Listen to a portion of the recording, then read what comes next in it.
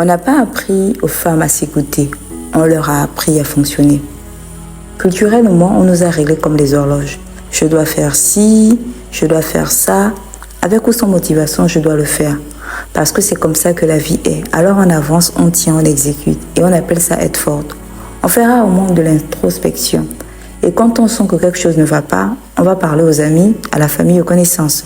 Ce sont eux qui nous motivent à continuer, à rester sur le même chemin, à ne pas trop questionner. Mais à force d'écouter les autres, on n'écoute plus ce qui se passe à l'intérieur. Alors, on fait ce qu'on fait sans clarté, juste par devoir. Et c'est là que la motivation commence à s'épuiser. Pas parce que tu es faible, pas parce que tu manques de discipline, mais parce que tu avances sans boussole intérieure.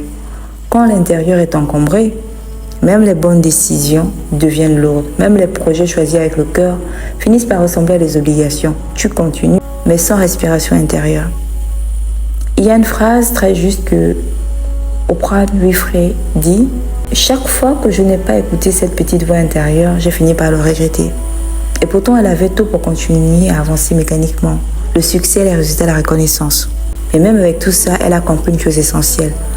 Avancer sans clarté intérieure, ce n'est pas de la force, c'est du forcing. Prenons un exemple simple. Tu peux aimer ton travail.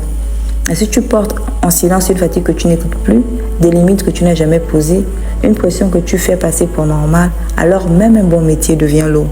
Ce n'est pas ce que tu fais qui t'épuise, c'est ce que tu portes à l'intérieur. La vérité est simple mais inconfortable. Sans clarté intérieure, ce que tu appelles motivation est souvent du forcing. La clarté, elle rend la motivation durable. Sans clarté, on fait par devoir. Avec clarté, on avance par choix.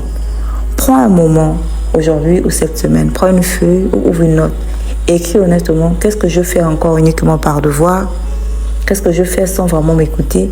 Qu'est-ce qui m'épuise parce que je n'ai jamais pris le temps d'y mettre de la clarté? Pas pour tout changer, non, je ne te le demande pas, mais pour arrêter d'avancer contre toi. Quand l'intérieur s'apaise, l'élan revient, sans cri, sans pression, juste avec vérité.